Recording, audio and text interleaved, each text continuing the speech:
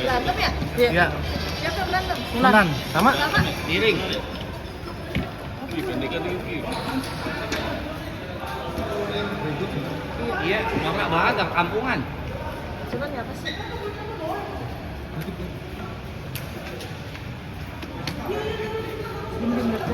Ya, mana? Sikat tadi mau ke jalan Bandung. Oke. Aman dah. Sunan, baru sini di tempat Diri. siapa? Hijau nih. Aman, aman.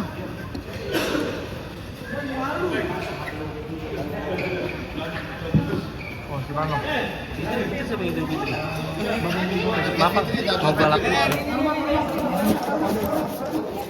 Sini, Kak.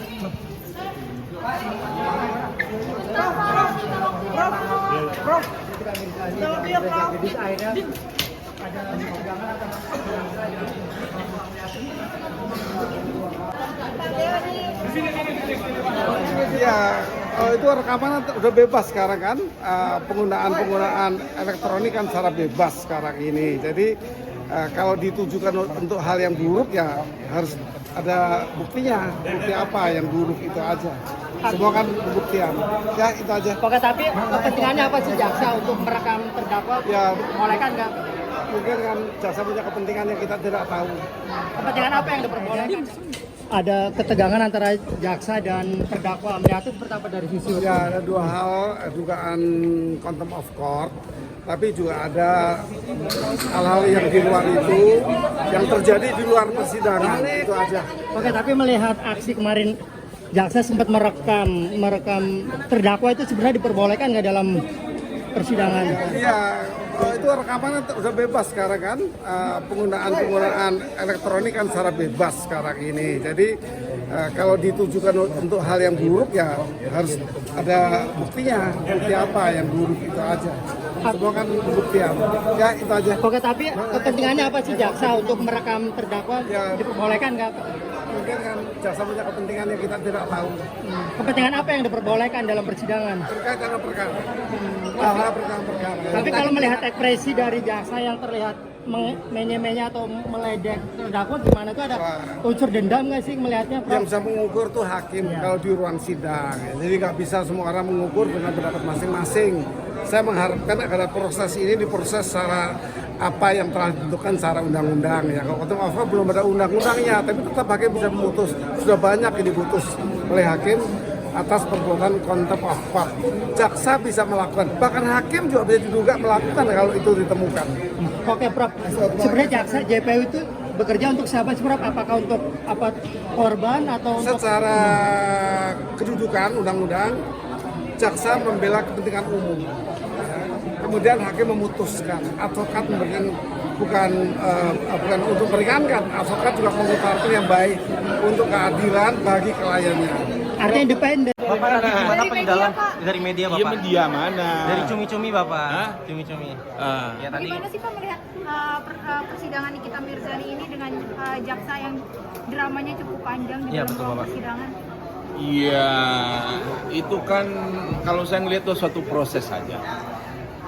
Siapa yang merasa mungkin sepanjang, lihat dulu deh. Itu masih di dalam saat berjalannya proses persidangan tidak. Nah, ini kan kembali kalau dalam proses persidangan itu kan kembali kepada hakimnya. Kalau dibiarkan oleh hakim nggak ada masalah kan dia jalan-jalan aja. Jadi demikian kalau menurut saya kita lihat aja. Oh, itulah dinamikanya kita untuk menegakkan keadilan dan kebenaran. Nah, kalau ada yang dilanggar, ada pihak merasa dilanggar suatu aturan tertentu, kan ada ya. Kalau misalnya hakim yang melanggar katakanlah ininya kode etiknya dia, ada yang namanya KY, Komisi Yudisial. Kalau jaksa ada yang melanggar itu, ada yang namanya Komja, Komisi Kejaksaan. Kalau advokat kan ada juga yang kode etiknya dia, dilihat aja. Yang kira-kira yang ini udah, apakah masih dalam batas-batas yang mana? Itu aja ukurannya. Kalau masih tata tertib, tentu kan persidangan hakim. Tapi kalau para orang ini udah melanggar rasanya itu, apakah hakimnya, apakah jaksanya, atau advokatnya, masing-masing kan ada perkumpulannya mereka. Itu bisa ditanyakan ke situ, dilihat di situ, diselesaikan di situ. Perihal yang ramai-ramai bahwa terdakwa menyebut adanya suap, itu sebaiknya di kemana sih Pak kalau ada jaksa yang menerima suap dan lain-lain seperti itu? Iya, tentu kalau mengenai masalah suap, ini kan suap itu jelas suatu tindak pidana, ini kan dugaan dia. Iya. Laporannya kemana? Kalau suap ini berkaitan dengan tindak pidana korupsi, itu ada 3 penegak hukum kita yang mungkin bisa menerima laporan terhadap bisa polisi, bisa jaksa, bisa KPK. Jadi bisa ada 3 ini. Kalau memang ada dugaan itu, tentu kan harus ada bukti kan ya, harus ada 2 alat bukti. Nah kalau nggak ada nanti mereka nggak akan lanjutkan. Gitu. Jadi pihak merasa oh ada kayak gini, menurut saya tempuhlah prosedur. Karena setiap ada jalur, hukum pidana ada jalur. Kalau katakanlah sistem peradilan pidananya tadi, apakah polisi ada pengawas internalnya mereka, kemudian juga ada yang Kompolnas. Kalau jaksa ada juga Jamwasnya, ada juga Komja, Komisi Kejaksaan. Hakim juga begitu. Ada komisi yudisial, ada juga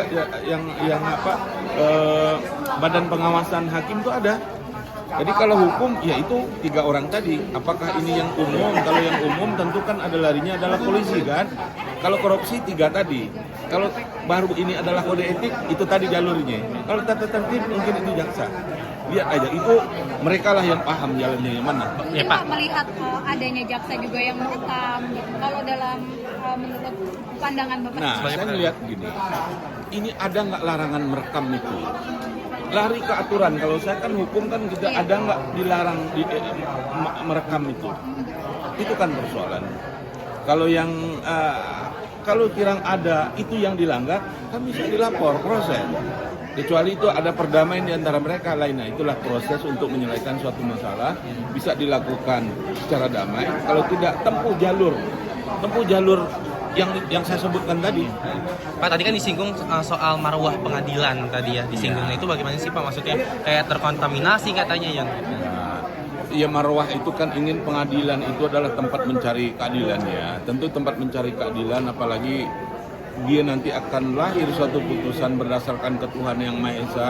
Yang namanya Tuhan itu kan suci, janganlah tercemar kan begitu. Idealnya kan begitu kan. Nah, kalau ada hal-hal yang enggak itu masih dalam batas toleransi atau tidak? Mungkin di situ. dalam hal ini mungkin merendahkan kejaksaan nggak sih Pak? Dengan tindakan dari etika, betul. Iya, itu kan kembali lagi ke mereka merasa direndahkan enggak, itu kan sangat subjektif juga. Kalau dia merasa apa proses jalur, tempuhlah jalur yang ada. Kalau kita merasa direndahkan, jalur mana nih? Masih kode etik saja kah? Ada ranah hukum? Kan itu dilihat, itu mereka yang akan paham. Tentu sebelum melangkah, tentu kan harus dibicarakan dulu di internal mereka kan. Nah, ini di mana nih? Pastilah setiap setelah sidang itu, misalnya kayak jaksa nanti akan ada evaluasi, pihak pengacara akan evaluasi lagi jalan sidang itu akan ada. Kalau sebaiknya tuh seperti itu, begitu. Persidang selesai. Kadang-kadang kan waktunya kan sidang sampai malam, kapan mereka untuk evaluasi? Mungkin besoknya. Bagaimana jalan sidang kemarin? Kalau kayak gini merasanya kan udah direndahkan atau tidak? Atau masih betul? Oh, udahlah. Nah, itu kan kembali kepada mereka. Kalau dari pandangan Bapak sendiri ini kan maksudnya sedikit banyaknya terdakwa ini selalu menghina juga secara pribadi kepada JPU jaksa penuntut umum ini. Ini bisa memperberat juga hukumannya nggak? Enggak, kalau itu kan persoalan lain. Ya, kalau yang ada enggak, dia ini kan orang itu kalau penghinaan ini, kalau menuju kepada pribadi, penghinaan itu namanya delik aduan. Kembali dia, kalau dia merasa dia akan adukan. Nggak boleh orang lain merasa kita penonton ini dihina, kita adukan, nggak bisa. Yang bersangkutan.